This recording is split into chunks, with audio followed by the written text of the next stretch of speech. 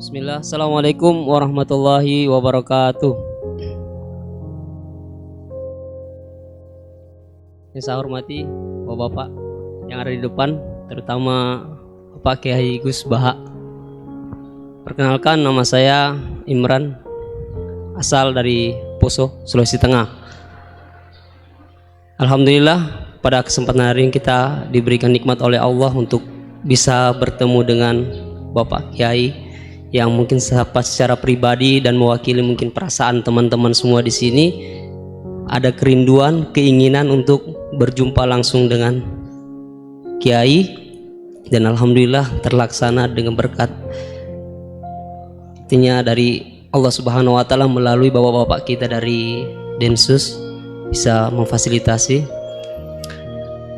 Pak Kiai, yang pertanyaan saya, kita ini kan teman-teman ini bahasanya ex napiter, pernah masuk dalam kesalahan kebencian terhadap negara, bahkan diantara kita ini ingin membentuk negara sendiri, ya kan? Apalagi kami dari Poso, terutama MIT Mujahidin Indonesia Timur, itu pengen bentuk komunitas bahkan negara di Poso gitu loh. Artinya ada kebencian-kebencian. Nah, bagaimana? Karena kami dulunya punya doktrin negara ini negara yang togut gitu loh.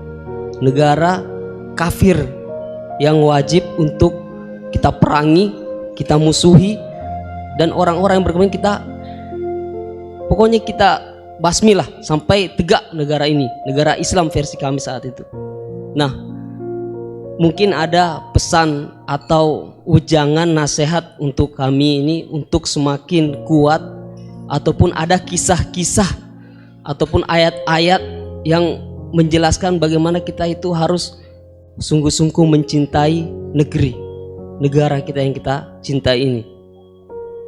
Kemudian yang kedua, Pak Kiai, terkait masalah ihsan ini seperti apa?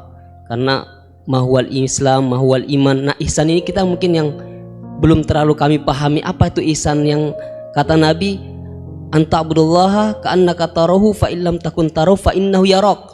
Mungkin ada penjelasannya, Pak Kiai Gus. Mungkin hanya ini yang dapat saya sampaikan. Assalamualaikum warahmatullahi wabarakatuh. Namanya siapa tadi? Imran. Imran. Ya. Memang orang sana kalau baca Imran apa Imron gitu? Dari sana Bugis Imran, jadi orang sana nggak pakai ro. Kalau orang ngerok jadi pakai ra. Kalau ainnya? Ain pakai ain. Berarti apa? Imron gitu. Ya kalau sana tulisan KTP Imran. Imran. Apa bacanya orang-orang Sulawesi? Apa? Imran. Imran. Bismillahirrahmanirrahim. Ya, yang rileks saja ya. Saya pernah ketemu orang yang pakaiannya itu enggak, mungkin kalau orang syariat bilang enggak syar'i lah, pakai pakaian yang tidak syar'i, tapi dia muslimah, dia ke masjid. Saya ditanya sama seseorang, Gus kok sama orang gitu mau bertemu gitu. Karena terus saya bilang, kenapa? Dia pakaiannya enggak islami gitu. Oke, dia tidak pakaian Islam itu nyata, tapi dia ke masjid itu Islam, ya tetap sholat itu Islami. Ketika dia ingin sholat dan tetap sholatnya pakai takbir, pakai rukuk, pakai sujud itu Islami. Wong setelah di masjid ya pakai mukena, pakai. Kalau sama-sama nyata, Anda kan boleh ngingat sama-sama yang fakta. Dia punya kesalahan dalam berpakaian, tapi punya kebenaran dalam sujud, dalam rukuk, dalam ibadah. Dan itu tradisi Quran. Quran ya cerita faman ya'mal mithqala dzarratin khairan yarah wa may ya'mal mithqala dzarratin syarran yarah. Apa susahnya sih ingat dua-dua sisi itu? Sama bernegara atau bertetangga, kita bayangkan jangan bernegara dulu, terlalu luas, bertetangga saja ukuran. Karena nanti sama, bernegara sama bertetangga itu hadisnya sama. Kita di kampung itu ya ada masjid, dan orang-orang yang nggak sholat juga nyumbang masjid. Bahkan ada yang nyumbang masjid banyak terus tidak sholat karena keramik saya sudah sholat katanya. Saya pernah ketemu orang model gitu itu ya ada. Jadi tapi ada juga yang sholat terus tapi nggak pernah nyumbang masjid. Ya orang banyak. Intinya itu Allah itu punya tradisi, punya sunnatullah. Kebaikan ya dihitung, kejelekan juga dihitung. Dulu ketika Rasulullah SAW hidup bersama komunitas yang majmu', itu sebetulnya permintaannya Nabi, jangan halangi kami saat mau beribadah. Dulu sampai perang karena mereka menghalangi. Sebenarnya problem mereka wa yasudduna an sabilillah, menghalangi. Sebenarnya kalau dulu saling toleransi ya nggak ada masalah. Artinya ketika Anda ingin sholat di Indonesia nggak dihalangi, ingin pengajian nggak dihalangi, sebenarnya ini nggak ada masalah. Ya, soal ada kebaikan, ada keburukan, ya mulai Nabi Adam sampai sekarang sampai kiamat. Itu cara pandang. Jadi cara pandang kita terhadap orang lain itu harus hal-hal yang nyata. Kalau kesalahan mereka nyata, kebaikan mereka juga nyata. Kenapa kita hanya ingat sisi yang jelek, tidak ingat sisi yang baik? Saya sering cerita ke santri-santri saya, bahwa setiap saya pengajian diundang orang di mana-mana itu saya mesti istighfar. Karena nggak ada pilihan. Saat saya datang ke pengajian di Sulawesi, misalnya saya tinggal ngaji di sini. Saat saya ngaji di sini, ninggal undangan yang di sana. Hidup itu tidak banyak pilihan, meninggalkan kebaikan, melakukan kebaikan. Artinya gini, dalam kebaikan saja ada kebaikan yang ditinggalkan. Apalagi dalam kejelekan. Makanya di sini ada pepatah terkenal dalam ilmu tasawuf tuh. Wastighfaruna yahtaju ilal istighfar. Saat Anda baik saja butuh istighfar. Bapak saya kalau guyon gini, Mas Sofyan.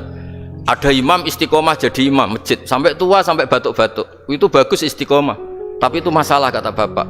Akhirnya nggak kaderisasi katanya. Itu istiqomah apa nggak mau diganti orang lain katanya. Ada kiai dai di mana-mana. Itu mesti orang muji, oh itu dai di mana-mana, laris nggak pernah di rumah. Pondoknya pasti bubar itu karena ditinggal. Jadi kebaikan seperti ada orang sering sowan kiai. Wah itu malah lebih masalah lagi kan. Kadang kiainya pas istirahat, yang disalamkan template uang jatah susu anaknya. Hari itu waya tagihan malah lari sowan kiai. Jadi harusnya di rumah ada fardu'ain tagihan listrik tak apa. Jadi makanya di hikam itu terkenal kata-kata manusia itu siapa? Manusia itu mangkanat mahasinuhu masawiyah fakih falatakunu masawihi masawiyah. Manusia itu orang ketika baik saja salah, apalagi pas salah. Coba saya misalnya pidato begini, di atas panggung saya orang alim pidato nasihati orang. Di saat yang sama seperti yang tanya Mas Wildan tadi, ada agak sopannya. Di situ ada mungkin orang yang lebih sepuh dibanding saya. Masa lebih muda kok di atas? Yang di bawah lebih tua? Ada agak sopannya. Mau nggak pidato disuruh, mau di atas disuruh, nggak sopan sama yang. Tapi misalnya yang paling sepuh pidato nggak pernah ngaji kok pidato, terus gimana?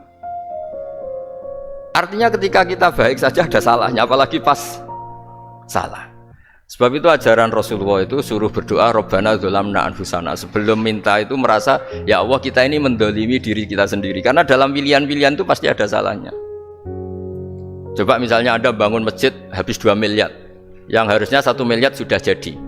Terus nanti suatu saat ketemu Allah ditanya, itu ada orang miskin, fakir miskin, yatim. Andai kan kamu sumbang 1 miliar itu sejahtera semua. Gara-gara kamu bangun masjid terlalu mewah. Ya tapi kadang-kadang orang kebaikannya itu orientasinya bangun masjid, gak tertarik nyumbang fakir. Saat itu cara berpikir gitu mau apa? Tapi kalau dia mau luhur manusia terbaik karena bangun masjid 2 miliar, coba diaudit secara kepentingan syar'i. Penting mana dengan ngasih makan fakir miskin? Penting mana dengan menikahkan janda misalnya? Penting mana dengan pendidikan? Apa artinya masjid mewah orang nggak tahu halal haram, nggak tahu najis, nggak tahu cara sesuci, nggak tahu cara adzan yang benar. Terus penting mana untuk beli kitab sama dipakai masjid? Apa artinya beli kitab apa tapi nggak makan? Penting mana makan sama beli kitab? Ada auditnya. Makanya manusia itu ketika baik pun disuruh istighfar, apalagi ketika salah. Nah dengan perasaan seperti itu kebencian pada orang lain luluh karena potensi baik pada orang lain ternyata tinggi dan potensi salah ke kita juga tinggi. Nah dilatih gitu. Jadi di Ihya itu ada kitab tawaduk. Kitab tawaduk itu dilatih ketemu orang tua. Huwa aksaru ibadatan, dia mesti ibadahnya lebih banyak karena lebih tua timbang saya, pasti sholatnya lebih lama timbang saya. Ketika Anda sudah tua melihat anak-anak, huwa aqallu minni maksiatan, mesti maksiatnya tidak banyak karena masih kecil. Terus ketika melihat orang fasik maksiat, La Allah yatubu alaih fa inna Allah tawwabur rahim. Mungkin Allah memberi tobat, bisa saja. Umar itu ingin bunuh Nabi, tapi Allah memberi tobat. Yang sowan kiai saja tidak mesti dapat tobat. Umar ingin bunuh Nabi, tapi Allah memberi tobat. Akhirnya ya tobat jadi Islam yang baik. Dalam sejarah Wali Songo, Kalijogo sowan Sunan Bonang itu ingin garong, tapi malah jadi muridnya jadi wali. Kalau Allah sudah menghendaki, tidak ada ya. Perang Uhud orang Islam kalah itu karena panglimanya siapa? Khalid bin Walid. Tapi dia malah yang dapat hidayah. Nah, sama orang yang sekarang Anda benci, bisa saja Allah merencanakan ada apa? Hidayah di situ. Dan kita yang merasa benar, jangan saja ada rencana Allah bikin kita su'ul khotimah, naudzubillah min dzalik, kan tidak pernah tahu. Nah, dari tidak pernah tahu itu orang diusahakan tawadhu. Wa ma adri ma yuf'alu bi wala bikum, kita tidak pernah tahu. Makanya meskipun saya ini kiai, terus kata orang banyak itu ketok, kalau istighfar ya nangis betul ya. Coba kan nggak perlu di depan umum, nanti ada penampilan kan ribet kan nanti. Sudah nangis nggak ikhlas, nggak mutu. Ya gitu ya.